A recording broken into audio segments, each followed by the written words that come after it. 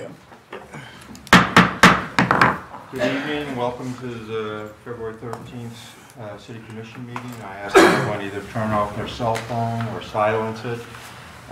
We are televised live, and we're also shown every day on Channel 2 at 7 p.m. And midnight. I ask that we start with the Pledge of Allegiance, followed by silent meditation.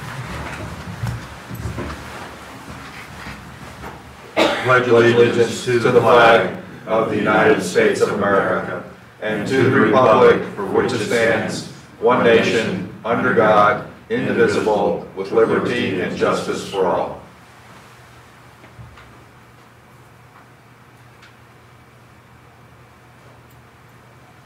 Thank you. First item on the agenda, we have a couple of proclamations and presentations. I ask that Mr. and Mrs. Beeman come forward.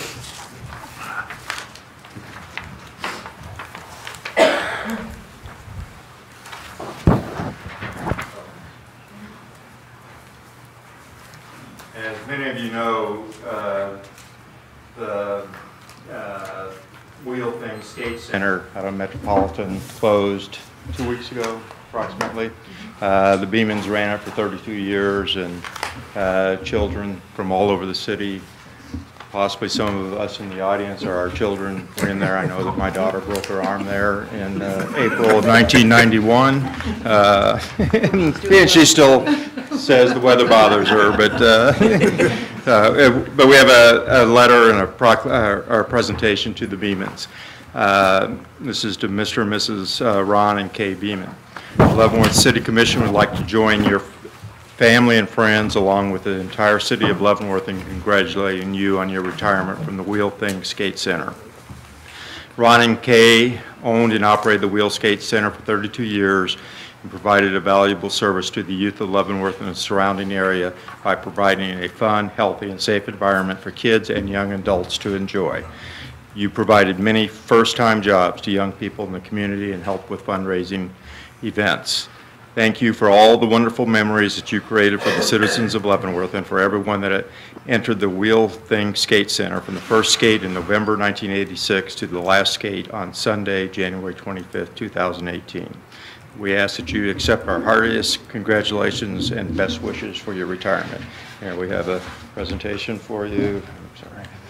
Take that off. Letter and nice frame. And I ask that you say a few words if you'd like.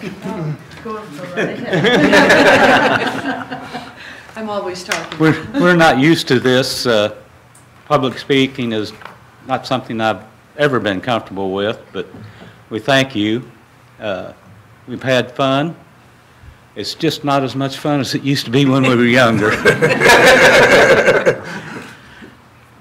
And I noticed, I recognize some folks here tonight, and I just want to say that it's been a personal pleasure to have been in Leavenworth running the rink for as long as we did. We enjoyed it. It's just really, it was fun, and I miss it. I really do. I didn't. No, we're too old. But it would have been nice for it to have remained a skating rink. We tried, but it just didn't happen. So we wish everyone well, and thank you very much. We appreciate it. Thank you. Thank you.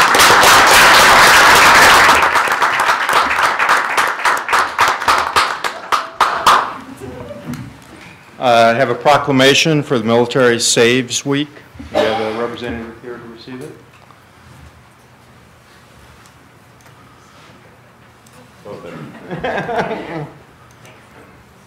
Hi. Thank you. Whereas personal and household savings are fundamental to America's stability and vitality, and whereas adequate emergency savings, retirement funds, and safe debt-income ratios are critical components of personal financial security, and whereas personal financial security of service members is a crucial aspect of military readiness, and whereas Military Saves is a national social marketing campaign to persuade, encourage, and motivate service members and their families to take financial action in building wealth through saving money and reducing debt. Whereas Armed Forces Bank is a partner in the Military Saves campaign and is committed to helping its customers, employees, and their family members, as well as all service members, take immediate financial actions to build wealth, not debt. Now, therefore, I, Mark Preisinger, Mayor of the City of Leavenworth, do hereby proclaim the week of February 26th to March 3rd, 2018 to be Military Saves Week. And what are your names? Tina Farr. Tina, Ms. Farr, And Kathy Rizzo. and Kathy Rizzer. Here's the proclamation, and please, Awesome. you have the mic. Well, first, thank you very much for signing it. I don't know if people are familiar with it, but it's a program that is sponsored by the Department of Defense nationally. And Armed Forces Bank, we actually have a co-op this year with the Frontier Community Credit Union also. We're going into all of the public schools in Leavenworth, Lansing, and Fort Leavenworth, and just planting the seed of how important it is to have a savings account and to start saving. So we appreciate this. Thank you. Thank you. Thank you. Thank you.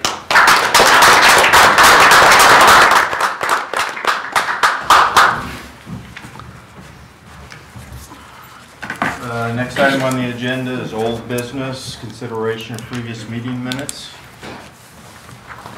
Any questions, additions, deletions, changes? If not, I'll take a motion. Mr. Mayor, I move that we approve the minutes from January 23, 2018 regular meeting and January 24, 2018 and February 6, 2018 special meetings. Second.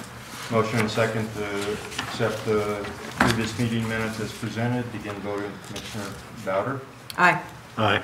Aye. Aye. Passes 5-0. Thank you. Next item is second consideration ordinance. We're tabling this one, are we not? Yeah, staff would request that we table this until the February 27th meeting. The number 4 is being tabled to a future meeting.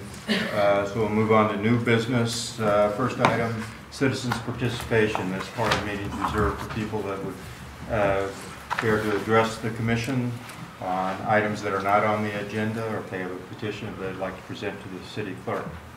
Anyone care to speak? Please come up, state your name and address. Good evening, Mr. Mayor, fellow commissioners. My name is Mike Jordan. I'm sure all of you know me by now. This is my godson, Jackson. He's actually one of the reasons I'm here tonight. He represents a growing crisis that Leavenworth is having in our at-risk youth, who have, at this point, no real place to turn. I mean, the Guidance Center is great. Union Community does a wonderful job, but those are programs designed for pretty much parents that have hands-on control of their kids, or for youth that want to do these things. And I commend Mr. Wilson for all his work. Thank you. However, as far as the youth who are at risk and who are committing crimes have not yet gotten caught, have gone to jail, there's nothing really within the city to help them out. There is a program called the Juvenile Justice Planning Team. However, that only works for kids that have already been arrested, which is what we're trying to avoid here. The only other thing, the Guidance Center has limited resources. Most families I've spoken to did not even, whether their kids were arrested or not, did not even know about this program, the planning team. Neither did a couple of officers I spoke to. And I'm not sure if you know this, but we have also lost our Scared Straight and Dare programs. So these kids have nowhere to turn, and they're going to keep in their current situation doing wrong, committing crimes. And it's only a matter of time before they get caught, go to a JDC, and then at some point the revolving door takes over and they end up in prison. And I would hope that, like myself, you would like to see that avoided. So I'm hoping that this commission can maybe sit down with, the county commission, 'cause I'm sure they have more control over the spending for stuff like this. And also maybe our police officers to let families know that if their kids have already been in trouble with law, there is this program, because like I said, families don't know, and they think they have absolutely nowhere to turn to. Most family members I spoke to, parents I spoke to, were absolutely devastated that there is no Scared Straight program in this city, and are just at a loss for words, and I guess I don't know where to turn. So That's pretty much what I have. I mean, my idea would actually be, I was actually at risk youth myself. I was put in a live-in group home which dealt with behavioral, mental health, medications, the whole thing there. And I can honestly say, and I'm pretty sure my mother could attest to that, if it had not been for that, I'd probably be in jail, if not dead right now. So these programs do help a lot if they can be established. And I know finances are an issue, but I'm hoping that we can together figure out something to help these kids. Comments I might have are that I know the school district probably has programs that do something like this. It takes probably some mental health professionals, of which the city does not employ many are mental health professionals. Juvenile JDC has some mental health and child professionals. I know the school district does, and the state SRS for the children and what's it called? Department of Children and Families. Children, families. Yeah, they have that, but the city does not have mental health professionals for programs. We're like not that. looking for mental health We professionals.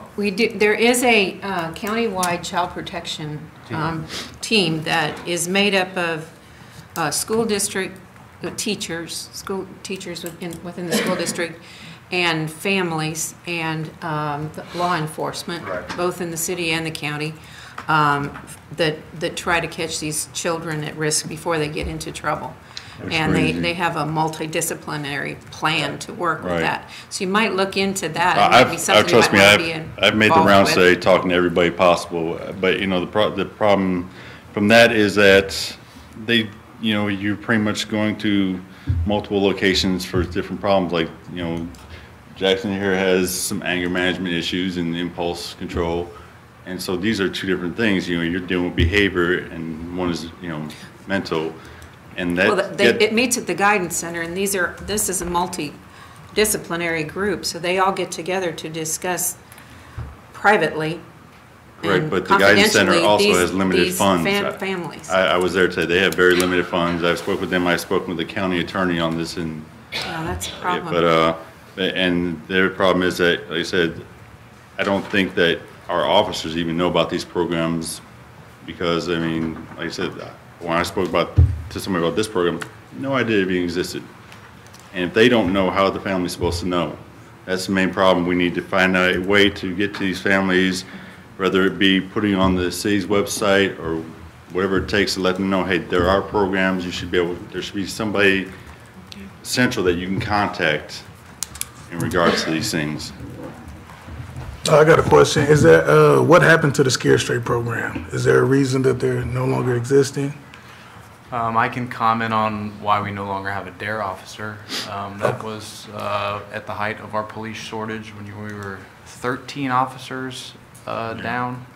And at that point, it was deemed that more help was needed combating crime on the streets than we could afford to do. The county sheriff's office does pick up quite a bit of our DARE work, but we don't currently have a full-time DARE officer. In reference to what you asked about, Jermaine, I don't think we've ever had a scare That's what I was straight. thinking too. I didn't think we did. I will contact the sheriff because I have a direct line. And see if it's something that they would Yeah. consider, that they have the manpower, and more importantly, what the insurance would do. Okay, well, I'd like to make a comment that I think there's few subjects that are more important than the youth of Leavenworth. And I'm not proposing any specific solutions right now. I don't even really completely understand the problem. But I think that I would like to learn a little bit more about that to inform us as a commission how we can support the youth, and if not directly, working with other organizations within the city. So, and I know we've got a lot on our plate, but I would like my colleagues to consider maybe a study session coming up in the future on this particular subject so we can come to grips with it. And I appreciate you coming tonight, Mr. Jordan. Thank you, sir. Thank you for your time. I have a question for you, Mr. Jordan. I had a citizen, give this to me over the last few days. I said, you're fairly active on social media. I am very active. There's a post here from you on January 15th Now, I find a bit troubling, but I'd like to have the information. You say, and I quote, "In the next year or two, I plan to expose any and all corruption within Leavenworth to include the city commission." Please tell me, I've been on the city commission for 8.5 years. Right. I was on school board for 8 years before that. I've served with a variety of commissioners, not all that I've agreed with politically, but not once, and I think I know it fairly well, do I know of any corruption. It sounds like you do, and you're right. And I'm not one to, please bring it. I'm not one to throw out names, because that's, I mean, even when I have direct, you know, stuff that I've complained, I've never thrown out a person's name because I find it disrespectful. But, you know, these are things, you know, I keep my ear to the ground most of the time, and there are a lot of people that have said things that, you know, certain members of the city, whether it be commissioner or not, I just generalize pretty much, you know. You said to include the city commission. Right. What specific corruption? Please do tell. Well, I'm not going to mention name, but I was told by a former city employee that one city commissioner actually, because it was an inconvenience to them seeing it on their way home, actually targeted houses through code enforcement. Not because there was anything so much wrong with them more so, but because they didn't like to have the view on their way home and to work. Okay. Any other corruption or anything? Like I said, I don't worry. I just found the citizen gave me this, and I found it kind of troubling, because I'd be interested. I suspect the other. I can't speak for the other commissioners, but I know law enforcement, whether it be local police, local sheriff, KBI, or FBI, would be very interested in speaking with you further, especially if you have this, because it's something not to be taken lightly. My understanding is that What is your name, please? What's your Yolanda Adams. Okay. My understanding is that we were here to discuss what he wanted to talk about, not discuss some personal thing that you have with him. Can we get on with? I don't have a personal thing with him. I'm just. What, you're the one that brought it up. We would like to talk about present it to this. me. If you want to say something to him, then by all means, at the end of the meeting, you know, take him Well, aside and talk. Mayor Price, with all due respect, I mean, if you would, I mean, like to get together with me or whoever else like to hear me and discuss in private, no problem. But I do not make it a habit of throwing people's names out in public and throwing them under the bus, because I find it disrespectful and it accomplishes absolutely nothing. If you do have things on corruption with the city commission, I have no problem in throwing out names and contacting the FBI, KBI, sheriff, or the police department, because those are very, very serious allegations. This is all secondhand from former employees, so I cannot confirm or deny the story, but like I said, this is from former employees, so it might be disgruntled employee. Please bring it and notify the appropriate authorities. Okay. Okay. Thank you for what you brought up on child services, or like the all-encompassing things.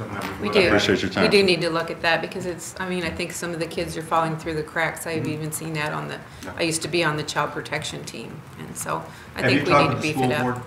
Have you gone to them? I know they have specific things, because they have mental health professionals, social workers, and counselors. They are the one I have not contacted yet. I mean, I've exhausted every other resource I could find within our city limits, but they're not. Check with them.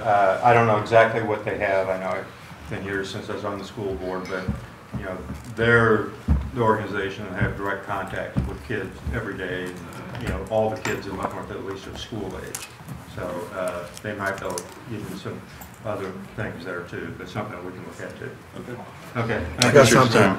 One last thing. Also, connect with the schools. Sound like you have a story to tell. So once you get that opportunity to meet with the students, the youth in the community, share your testimony, because your life experience could be one of the best teachers. And I strongly encourage you, use your voice, let your voice be heard, because it would definitely save so many youth. Just through my experience of being able to reach and connect with the youth and share my story with them, it'll definitely help out as well too. And the moment that you do that, people will start to come on board and help assist you with the things that you need help with. I'll probably contact you guys. I'm sure you know a lot of the school members. Yeah, I got you. All right, man. Yep, thanks for coming. God bless you. Thank you. God bless you too. Thank you, Mr. Jordan. Could we consider a study session on this particular subject, as I had discussed before? Sure. Yeah, Yes. we'll put it on. Just give us an update on what programs that we have available on a study session, a future study session. Yeah, just to define the problem.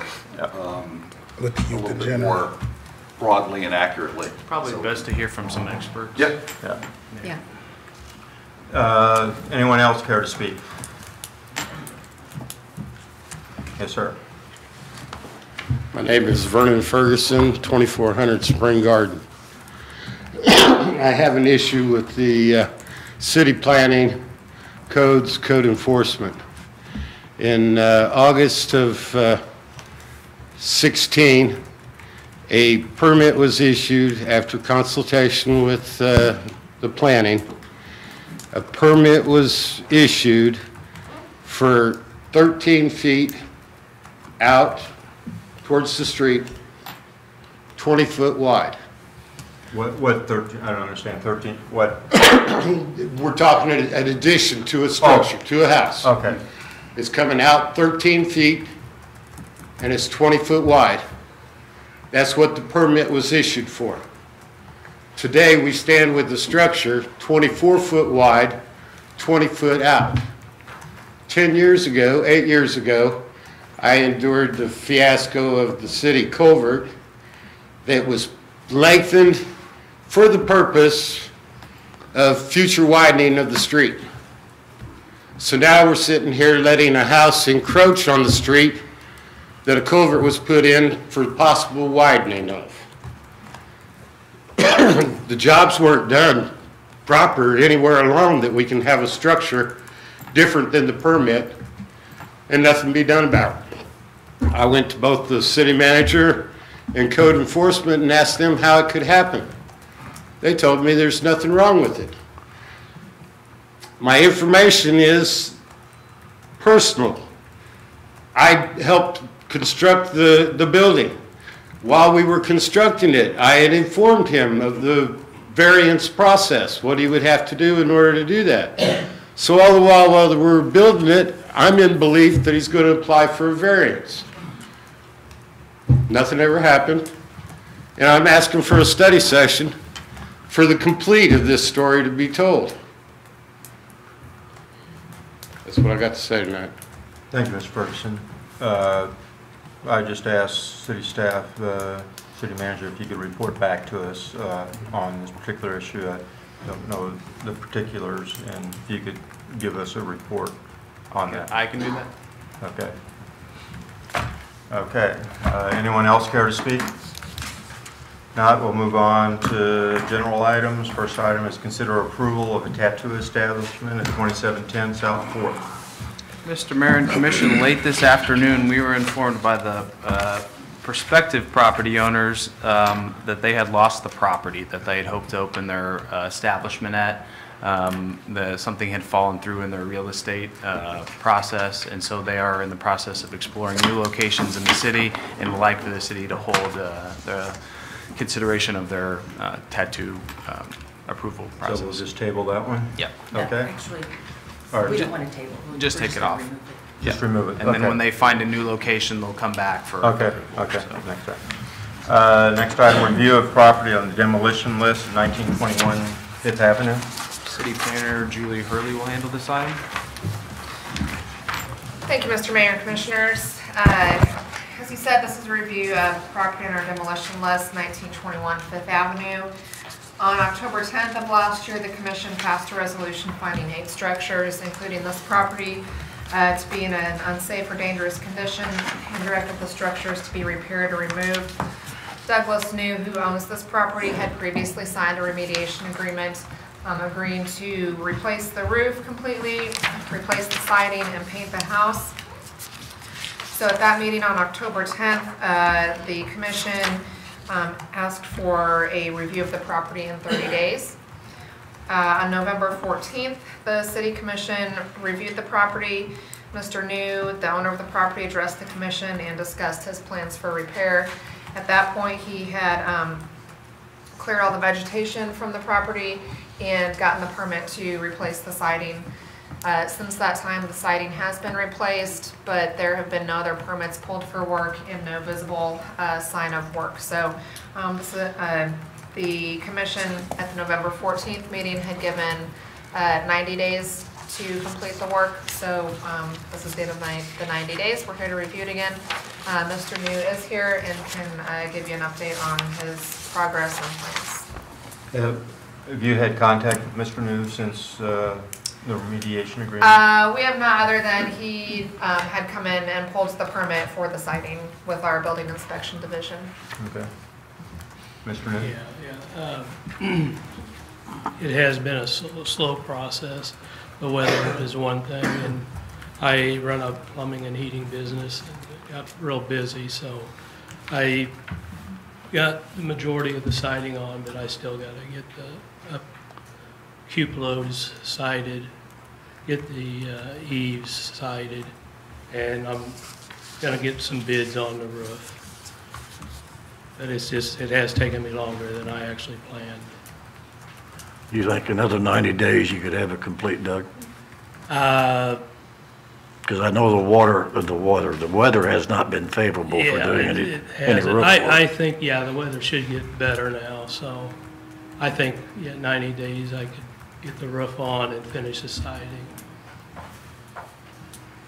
So we it first came on the demolition list last July, am I correct? June or July? That was the first review. When it was actually officially placed on the list was October 10th. Okay, but first notification was in July. It had been in the summer, yeah. And then we gave you 90 days.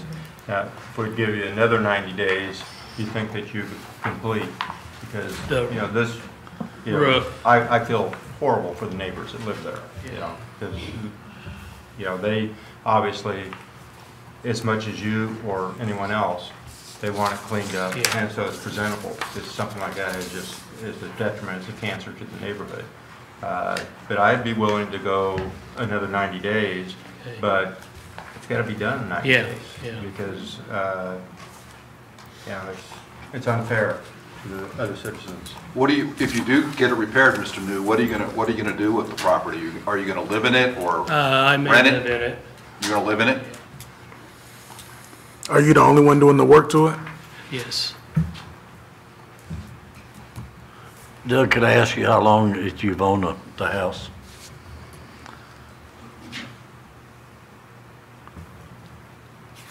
And has it been occupied or vacant? Maybe 15 years. When's the last time it was occupied? Probably 5 years ago.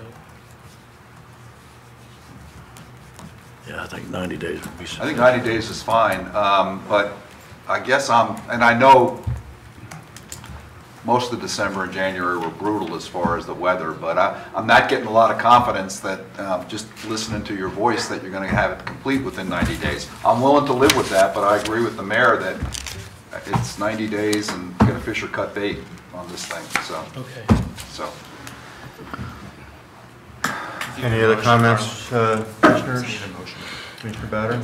No, well, and the main thing is to get that roof on, right? Yeah.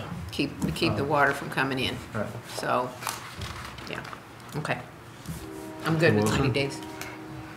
I think you can get a roof on in 90 days. Yeah, I mean, that's the will. main thing. Yep. Okay.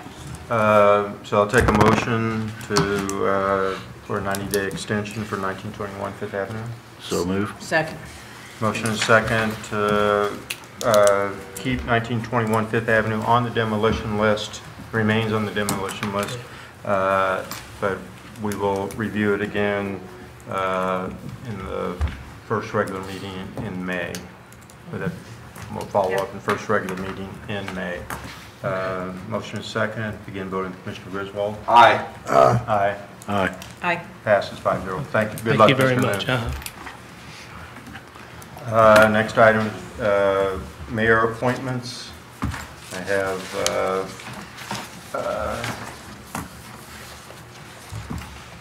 some appointments. First ones are the Commissioner Tourism Committee, reappointing Wendy Scheit from Main Street and Mary Stevenson from the Leavenworth Historical Society to terms ending January 1st, 2021.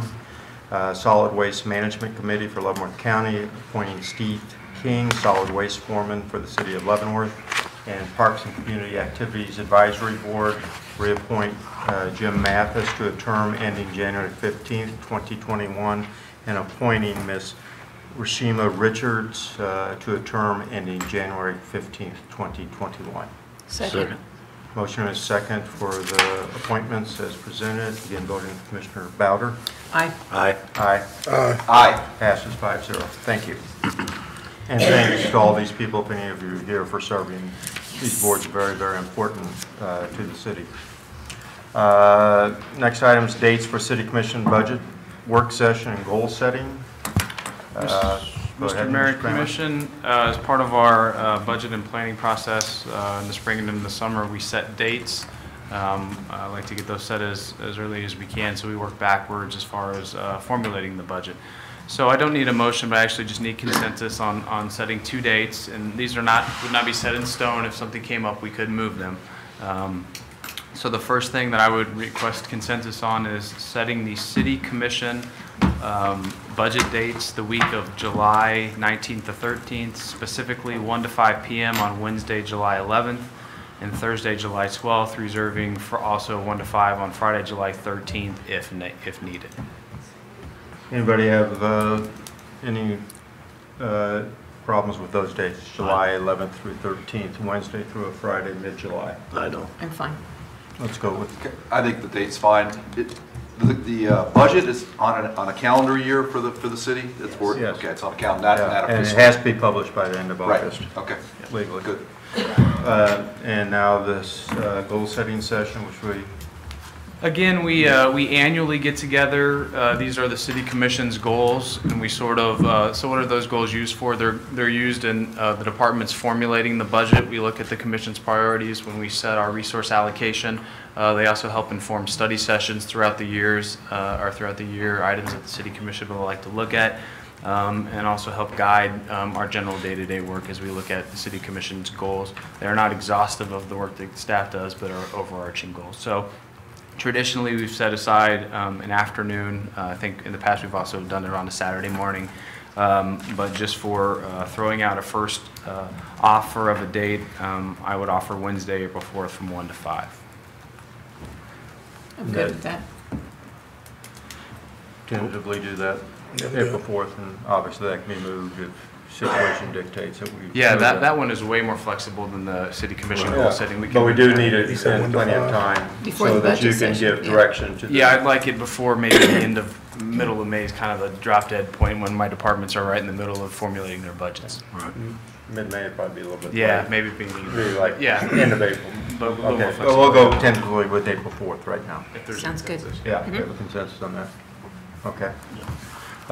Next item is Resolution B 2187, setting maximum amount allowed for 2018 asphalt overlay. Mr. Mayor and Commission, the city annually levies general obligation or general improvement bonds to fund our pavement management program. The amount is set in ordinance, but there's a maximum that's set. That's 28% of revenue produced for the tax year 1 year preceding the year of the bond issuances. So all this action does tonight is get the process starting to eventually issue those bonds, but it sets the cap at $1.81 million or $1,818,504. I will let you know that we don't plan to bond that total amount. We'll probably be closer to the 1.35 million number, and I'll tell you why.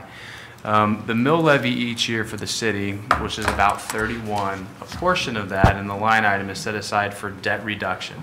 What that is that's our principal and interest payment on our bonds. So if we were to do 1.8 million, which we could, we would have to increase the millage to be able to make those principal and interest payments. So until the value of a mill increases, or at such time the commission looks to increase the mill, 1.35 is about what that amount of debt reduction millage will cover as far as principal and interest. Any questions or comments, Mr. Freeman? If not, I'll take a motion. I move that we approve Resolution B 2187, setting the maximum for the 2018 asphalt overlay general improvement project. You need the figures? 1 point. You can add them if you want, it's not necessary. Okay. Yeah, just referencing the resolution is sufficient. Okay, thank you. Second. Motion and second for Resolution B 2187. Begin voting. Commissioner Bowder. Aye. Aye. Aye. Aye. Aye. Passes 5-0. Thank you. Next item, Resolution B 2188, Section 8 Management Assessment Program. Mr. Mayor and Commission, you will be hearing this item as the Leavenworth Public Housing Board, which you also serve as, and I'll be presenting it as the Executive Director of the Leavenworth Housing Authority. Each year, the city, through our housing office, submits the Section 8 Management Assessment Program to the U.S. Department of Housing and Urban Development for the operation of our Housing Choice or Section 8 program. This is a self-assessment tool that we do. We send it into the federal government on an annual basis. It's before you tonight. I will note that I believe over the last 8 years we've received 100 points or 100% on this program, and it's just an annual thing that we submit, but we have to get your authorization to submit it to the federal government. If there's any questions, I'll do my best to answer them. Questions or I comments? had just one question on the last question on the certification form.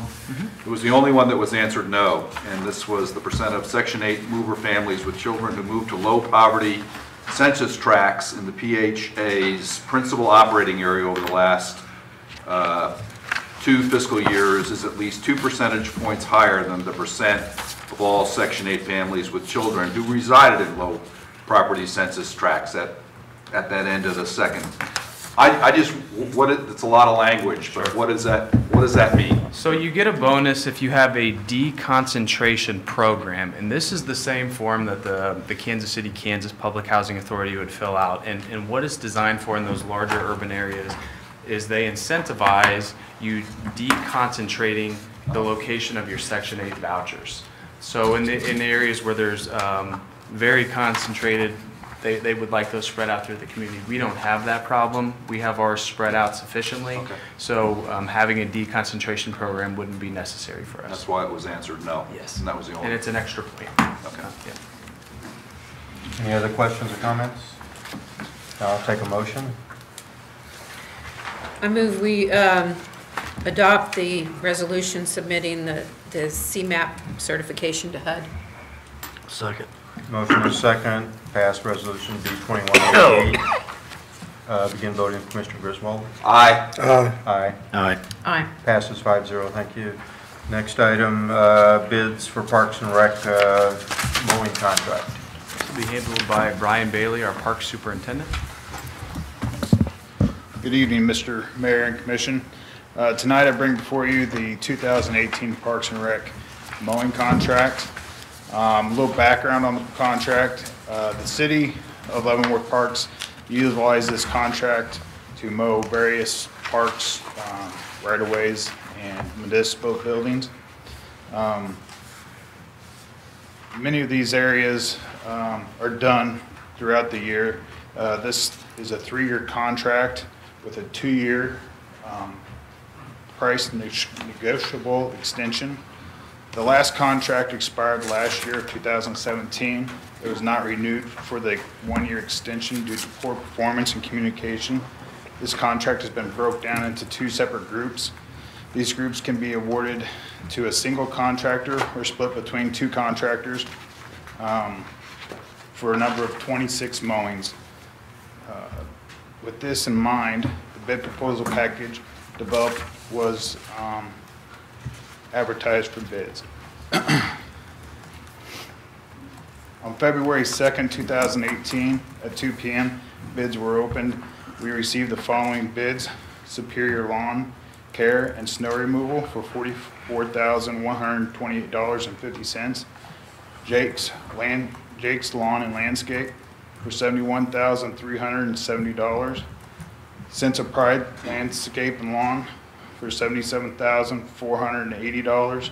Ground FX Lawn and Landscape for $82,680. And Affordable Lawn and Cemetery for $104,390.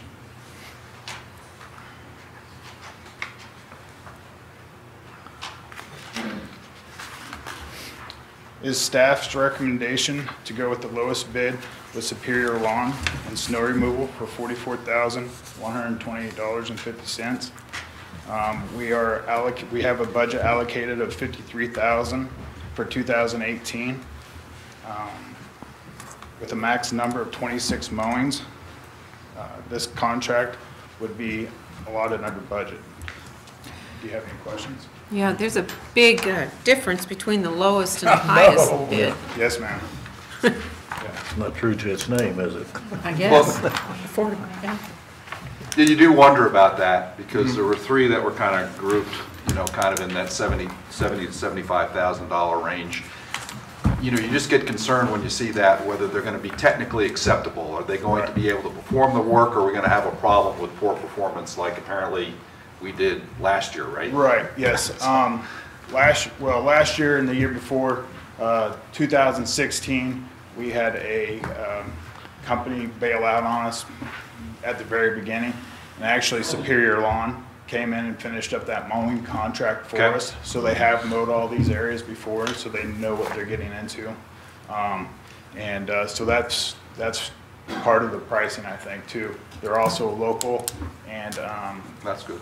They had said that they had priced it to stay in home. So when you read through their bid, I mean, they have to describe, I mean, I know they don't have to go into great detail, but do they say how they're going to do the work?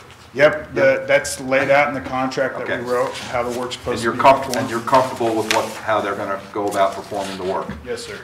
Yep. Okay. Did you notice any difference between the other companies, or are they pretty much the same in terms of the way they're going to? Quality. Yeah, like, I was just trying to determine what the basis was for the difference in the cost, so. I think Superior just really wants to work. They don't want outside companies coming into Leavenworth. Okay. Well, So they priced it to have it work. Okay. Just for clarification, Mr. Bailey, Superior Lawn Care and Snow Removal is the name of the company. Correct. This is only for lawn, for mowing, nothing with snow removal. Correct, yes. Mr. Wilson and I were discussing that earlier today. I want to make sure that no one's confusing this as snow removal. Right, Just has to be their name. Okay. And you projected, we put in the CIP or something like 55,000. 53,000, so it actually came in under bid, and the other ones were considerably over, 50% over what we had budgeted for. I'm sorry, Mr. Dedicated. Well, I'll forget what I was going to say. I'll make the motion if you want me to. Do it. Any other questions? No, please. Okay, I move that we approve the low bid of Superior Lawn and Snow Removal in the amount of $44,000 and $128.50 per this upcoming mowing season. I second it. Motion and a second to approve the Superior contract for Parks and Rec mowing. Again, voting Commissioner Bowder. Aye. Aye. Aye. Aye. That passes 5-0. Is this a 3-year contract? Correct. It's a 3-year contract. Okay, this is a 3-year contract. With a 2-year negotiable price extension. But the price is, the 44,000 is for 1 year. For 1 year. Yeah. Yeah, Okay, so- it says per season in the thing, so I thought that But was. the next Do we two, need- the do we next need 2 to years modify is the the motion, same you price, think, or- correct? Next 2 years is 44,000. I just went by what Okay. they asked for. No, so- that's a good question. Do we need to modify, Ms. Williamson? Yeah, let's go ahead and modify it just to make sure. Okay, so I move that we approve a 3-year contract, low bid of Superior Lawn and Snow Removal in the amount of $44,128.50 per season, per year of that contract. And I second it. You said for 3 years? Yes, I did at the 3 beginning. years, okay. Motion and a second to approve Superior Lawn Care for $44,128.50 a year for 3 years. Begin voting, Commissioner Bowder. Aye. Aye. Aye. Aye. Aye, passes 5-0. Thank you, Mr. Bailey. Thank you. Hey, you think you can cut my grass too? I gotta get a deal on this one. This is low. Next item is, no, we're not doing the next item. Yeah, I'll explain that real quick. The budget item for the SUV, the budget was $28,000, which would be over the city manager's threshold for approval, but the bids came in low and we put it on the agenda, but $25,000 is the city manager approval threshold, so it wouldn't be appropriate for the city commission to consider this item. Okay. I have a comment regarding that. I'm sure that you've already done it. But you're buying an extended warranty on these vehicles. You're throwing away 3 years. You know, these extended warranties, anywhere from $2,000 to $2,600. Because 3 years, everything on that vehicle, we're not putting 36,000 miles on it in town in 3 years. I think it'd probably be a good idea to maybe internally look at our policy on My purchasing suggestion would warranties. be, let the factory warranty cover them for the 3 years. They got 50 or 100,000 on them after that for the powertrain. But buy either a powertrain warranty for a third of the cost, or before it goes out of warranty, buy an extension. Okay. This would be my suggestion. It saves some money. It's pretty good. The only, I just have a comment in terms of it. I know we went out, Danny Zek Yes. dealership did not, they did not. They were sent a bid packet. And I would and really you- hate to speak for them. I know. So Yeah. we don't know. I mean, and then I have there's an the other- idea, but I could ask if they would, Yeah, I just wanted, yeah, I know that a bid package was sent out to them. I'm just wondering why they're not maybe bidding on these, because there was something, I think the chief told us during our orientation, that they didn't bid either, but on something They didn't before. have anything to.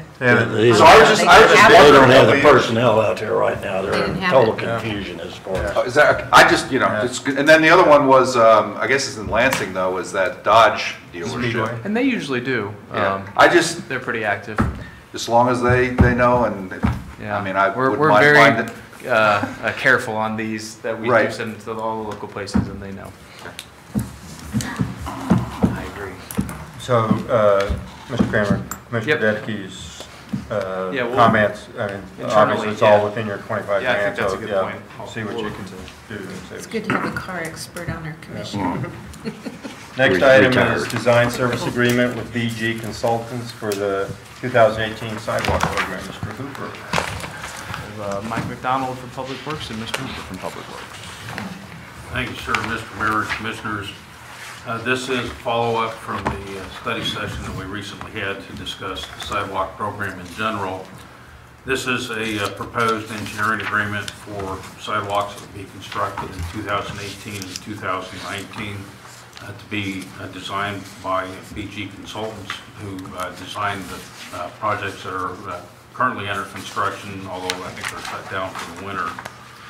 The locations are shown in the policy report, some citywide new and repaired sidewalks, as well as sidewalks in support of the development of the North Broadway School project to improve sidewalks in that neighborhood would be designed with this contract. Staff finds BG's work to be very satisfactory and recommends approval of the agreement with BG Consultants not to exceed $49,602. Questions or comments from Mr. Hooper or Mr. McDonald? I just had a question on paragraph 5.4, indemnify and hold harmless. And, you know, I'm not a lawyer, but it just said the client shall indemnify and save consultant, its officers, and employees harmless from and against any liability. And it goes on where it seems like all that is on the client, which is the city, I believe. And so I'm just wondering, am I reading that right? It's on page 50, paragraph 5.4. 5.4 and then 5.4.1. Mr. Dawson, are you there? Yeah. How about giving us a comment? So which section are Pretty we at? standard. 5.4. The hold harmless clause. Yeah, the hold harmless. Pretty standard in okay. Those contracts. are, I think, fairly standard. Actually, Paul and I discussed that, and it's only going to apply if we breach our contract. Okay. But it doesn't say that though, does it? Yes. It does? Okay. And notwithstanding Yeah, the foregoing third or something like that. sentence. I mean, it's legal. Philadelphia lawyer I'm not a language. lawyer, but Yeah. as long as we're not, you know, put in a, you know, an unfair or kind of a, you know, risky position, that, I just read that first paragraph there, and subparagraph, and I was concerned, so. We were too. But we're okay? Okay.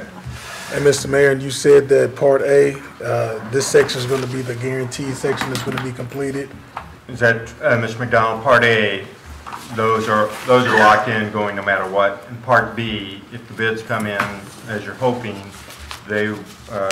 Part B sidewalks will, with the extra money. Our intent is to build all of these. There is no prioritization of the nature that you described. These are Part A are kind of citywide sidewalks, and Part B are focused on the North Broadway school area. Okay, so that's just a way to keep track of the costs. Okay, but we were misunderstood that. But design engineering is for all of it, Yes, for sir. A and B.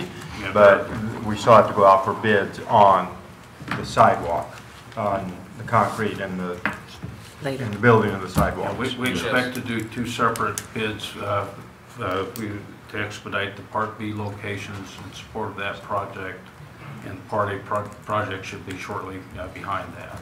When do you expect to take those out to bid?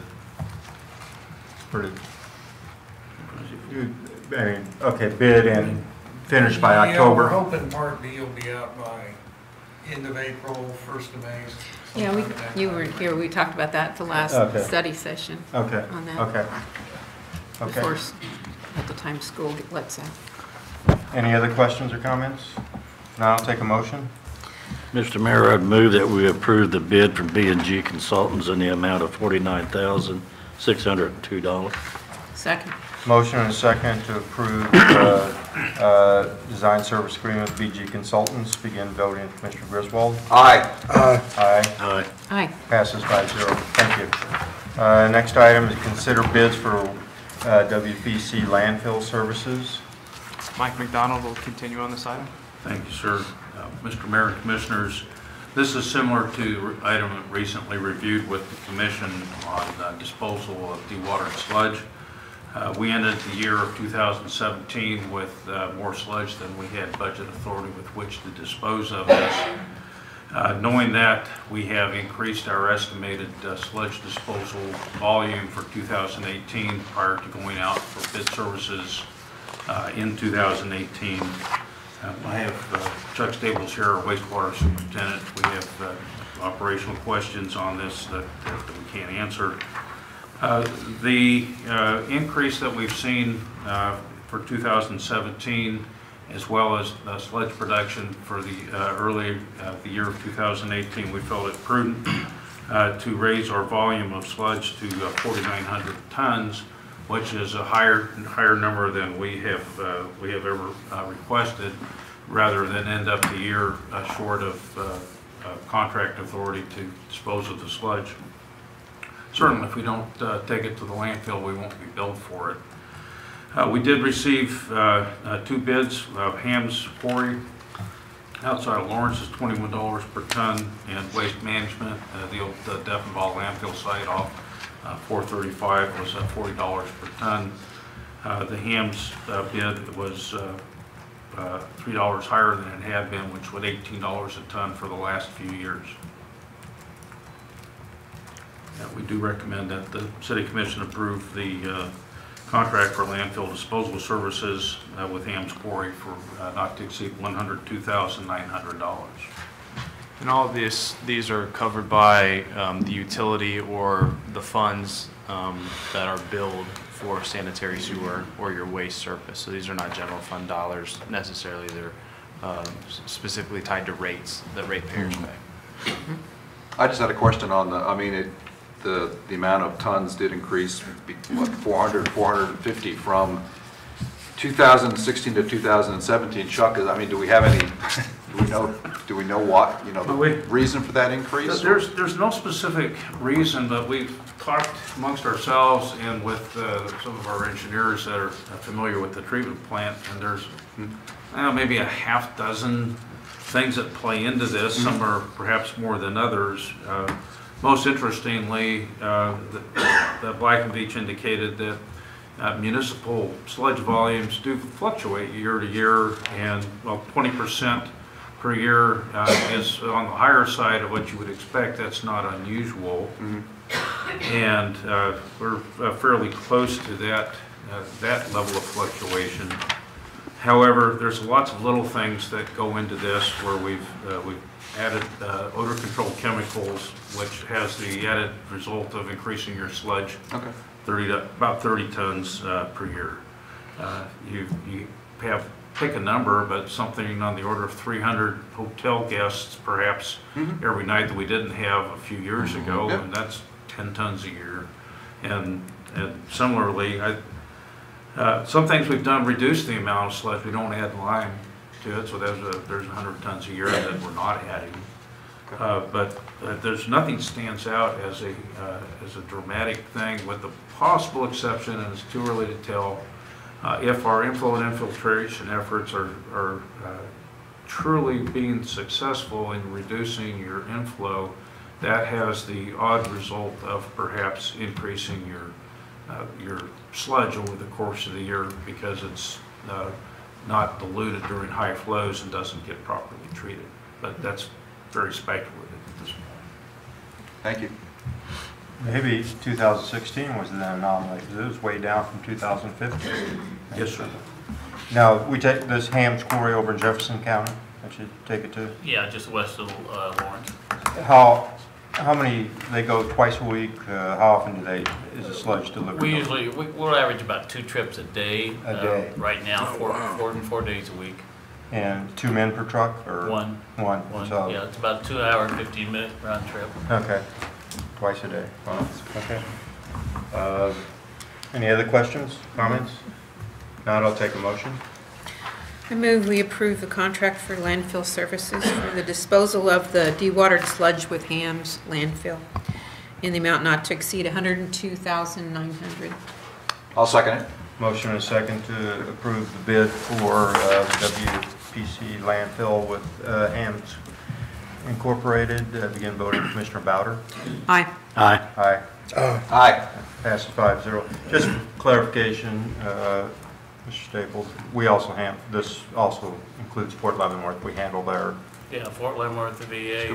the prison District, yeah. and the prison. Yeah. And the federal prison. Yeah. Okay. Okay. Thank you. Thank you.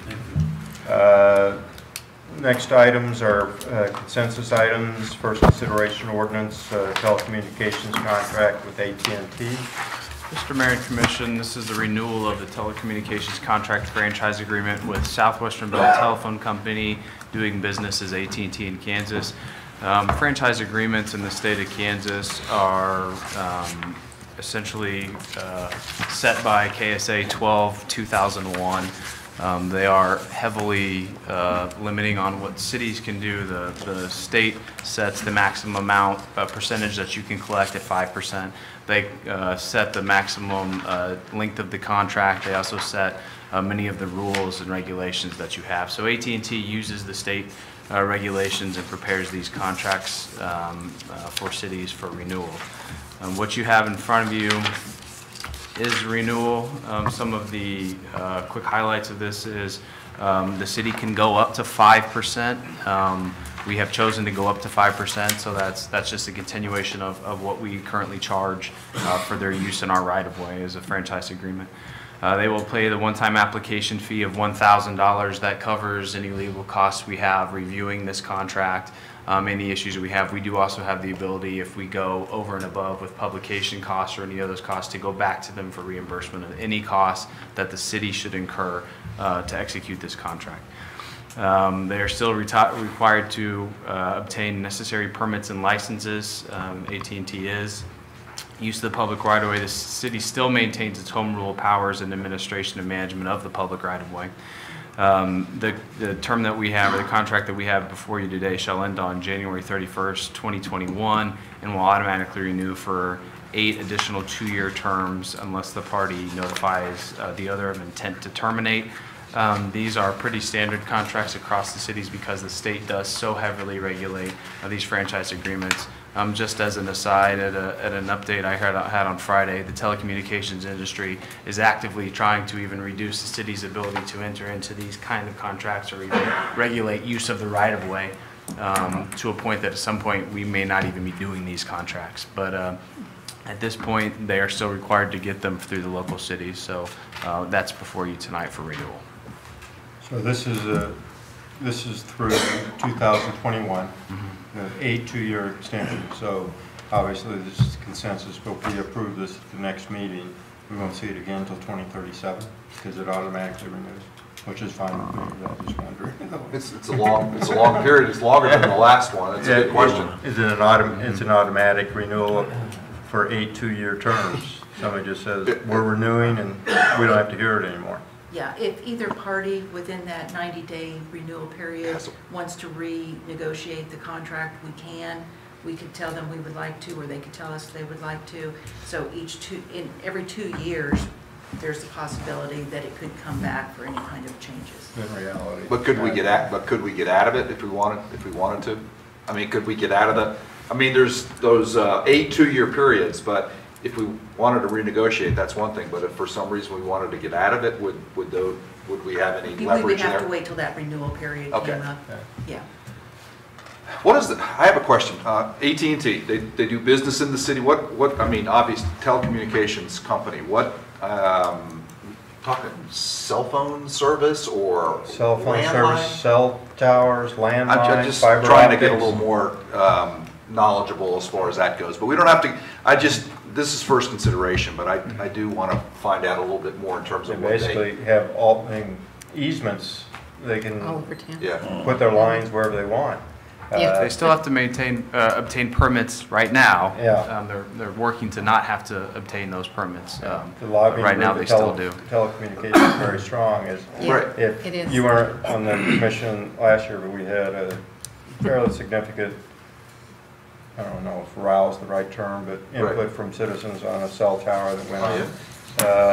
Just north of Spruce behind the old Kitty Land, and there's a 100-foot, 101 or 110-foot tower there, and a big push to, we don't want it, and then it came back that we had no option. We could not stop it legally. Just the law of the state and national. Is that an AT&T tower, Mr. Mayor? No, that was a T-Mobile tower. T-Mobile? T-Mobile, yeah. And we were powerless to stop it, limit it. It's very frustrating. Yeah. But do we have a contract similar to this with, or an agreement with T-Mobile or? No. That was just for a cell tower. Oh, just for a cell tower. AT&T is. Right. They have the exclusivity right in the state of Kansas to do that, and we can provide you more. Yeah, I just want to become more knowledgeable about it, but I know this is first consideration, but those are the questions that I had. It's good to know, yes. But we are, all city commissions are probably somewhat hamstrung or handcuffed with the utilities being telecommunications, railroads, if you have railroads coming through your city. I mean, they have a lot of things that protect them that we cannot limit their access. And there's a few other utilities to KP&L, or KP&L doesn't exist anymore, Westar things, what they can do. And I don't want to say we're powerless, but for the most part, they're good neighbors, but they have the upper hand. They're holding a couple aces in the hole. Do we have a consensus to move this one forward? Yes. Okay. Next item, first consideration ordinance to repeal Article 7 of Chapter 14, professional wrestling matches. Mr. Mayor and Commission, at the February 6, 2018 study session, the Commission reviewed the City Code of Ordinances, Chapter 14, Amusements and Entertainment, Article 7, Professional Wrestling Matches. This item came to the forefront with the recent MMA matches that we've had, and then we didn't have MMA addressed in the ordinances, so we used this, the next best thing or the next closest thing we could find, which is professional wrestling matches. In our research subsequent to that, we discovered that all these types of events are regulated at the state level, sanctioned and licensed at the state level, and that the days of municipalities approving these or sanctioning these are really no longer in place. So we would ask that the Commission continue to move forward here on first consideration with removing that section and allowing the state to continue to license those events. Yes. You think it's the way to go? Yes. Yes. Consensus move forward. Next item, first consideration ordinance repeal Charter Ordinance number 6. Mr. Mayor and Commission, again, we reviewed at the previous study session repealing Charter Ordinance number 6. Just as a brief recap, this was a city ordinance that followed a state ordinance or a state statute that is no longer in effect. The state has repealed this. And what it said was that an elected official could not serve in the capacity as an elected official who received compensation, so a city commissioner or a county commissioner who received any type of compensation for 1 year following being a member of a governing body. So let me give you an example. The former Commissioners Rainier Weekly, who just left the commission, would be in violation of a city ordinance to be appointed to the county commission right now, which, again, the state has long since repealed. We've had it on our books since 1969. We don't believe it's enforceable, nor does it serve any purpose, so we just like to remove this ordinance. Comments? Do you have a consensus to move this one forward? Yes. Yes. Yes. Okay. Pretty well discussed this last week. Yeah. Okay. Is it consent agenda? Mr. Griswold. Yes, I really like this job that I have as far as reviewing the claims, because I learn a lot about the city, and those who've had the job before, I think you would agree with me. And before I make a motion, I just wanted to bring up 2 or 3 things real quickly, just for the situational awareness of the commission. There was a payment of about $164,000 to D.E. Lade Financial. And this is the second of 3 capital lease payments for the networking upgrades the city did last year to address storage issues related to increased use in technology. So I know you dealt with that last year, and so this is the second of 3 payments. The next one was the Leavenworth Public Library, about $552,000, and this is the property tax pass-through from the city to the library. Typically, there are 3 allocations based on when we receive payments from the county. This first one is the largest. So there will also be distribution from apparently delinquent tax collection. So that was I learned a lot about how that works. On our city taxes, like we charge total at 31 mills, of which 4 mills are library tax. 3.75. Call it 4 mills. Yeah, 3.75. It's included in there. Okay. We collect it for them, but we give it to them. Right. Pass-through, yeah. That was the pass-through. That's good. And then finally, just Leavenworth County building, about $105,000, and we heard this from I think Chief Kitchens when he gave the orientation to Jermaine and I back in December. But this is the payment for the city's portion of the new roof that was put on the Justice Center, and our capital costs of the Justice Center are determined by a formula dealing with what % of the building we occupy. So I thought I think we're assessed at 22%. Was that the number? It fluctuates, but I think right now it's about 16%. Okay. Those are the 3 that I wanted to point out, and I will move that we, unless there are questions, I will move that we approve claims for January 20th, 2018 through February 9th, 2018 in the amount of $2,073,091.99. Net amount for pay number 3 effective February 2nd, 2018 in the amount of $317,444.64. No police and fire pension. Second. Motion and second to approve the consent agenda as presented. Begin voting. Commissioner Bowder. Aye. Aye. Aye. Aye. Passes 5-0. Other items, discussion among commissioners. Commissioner Bowder. I don't have anything tonight. Commissioner Griswold, any comments? No. Commissioner Wilson? No, sir. I just have one. Tonight, as many of you know, is City Attorney Tom Dawson's last night, sitting in the chair there as our city attorney. He will maintain being the municipal court, what's the official title? City prosecutor. City prosecutor. And Tom has been our city attorney for the last 9 years. I know that I've appreciated his counsel. Definitely. Countless times over the last 9 years. I appreciate all of his professionalism, all of his help, and I'm also proud to call him my friend. So we'll miss him, but we'll see him around town. And for those of you that go to municipal court, you'll see Tom there Thursday morning, starting at 8 o'clock or 7:30? 7:30. 7:30 Thursday morning. If you care to have coffee with Tom, get there about 7:15. 2 quick things, if you don't mind. Mr. Kramer. First of all, some good news I'd like to share, and I'm taking Steve's thunder back there. Sportsfield was recently selected in a competitive process to hold the American Legion State Finals this year. So I think that's a huge thing. That'll be July 19th and 22nd out at Sportsfield. Also, Sportsfield has already booked 5 weekend dates for tournaments and is in discussion to be a satellite location for a large metro-wide tournament. So I think Commissioner Bowder, that's been something that you've really pressed on, is using Sportsfield for tournaments, turning that into a revenue generator and also a showcase for our community. We bring people from all over the area to play. Absolutely. And when those things are booked, I mean, they pay our fees Yes. for them. Yeah. Yep. No one gets a free ride on that. They do.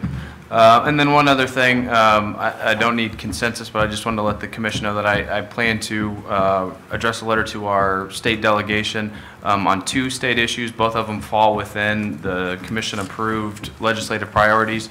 The first one is House Bill 2560.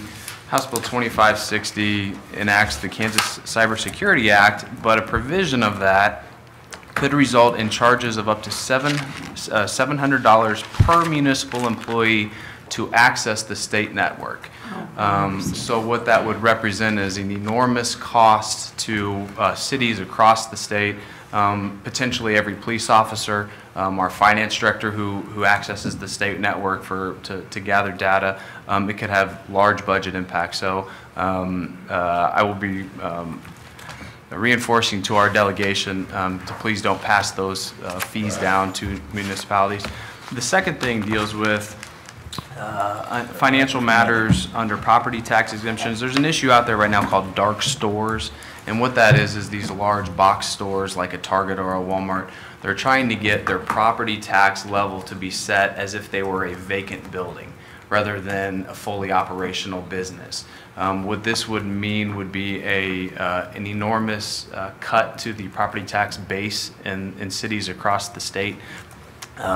And so as one of our legislative issues, we supported a broad tax base and believe the existing property tax base should be protected. So within that, I plan to send that letter to our delegation. I'd like to thank Commissioner Griswold for looking at those items in the weekly report, and that's the direction I plan to go. Yeah, I think on that last thing, it must be the kind of the game plan to kind of counteract what's happening on the internet, right? In terms of trying to get their costs and expenses down, you know, so they can be maybe more competitive. But overall, you know, the retail industry, box stores, I mean, that's what I think. But, I think they have a huge lobbying group, and if they can make that work, they will make it work. Well, I don't think it'll necessarily make them that much more competitive on the percentage of sales that they pay in property taxes. Really, I would hate to see it work. I mean, it'd be very, very difficult on the taxpayers of Leavenworth, on the property owners in Leavenworth, because all that revenue would have to be made up somehow, and that's only on the backs of homeowners. I appreciate you bringing that to the, sorry. And the user fees, I think that's crazy too, because of management or mismanagement of Kansas finances over the last 7 or 8 years. They're going after anything to generate income because they don't have it. And so, and the city clerk is probably on state websites quite often looking for things. And she'd have to be a registered user, then pay up to $750, whatever. Police officers are on KBI all the time. City clerks, finance people, city manager. I mean, the costs just in the city, we have 40 users, you know, start racking up some serious cash. So hopefully our legislators will listen to that and put a stop to it. So, any other comments? If not, I'll take a motion to adjourn. So moved. All in favor, say aye. Aye. Opposed? We're adjourned. Thank you.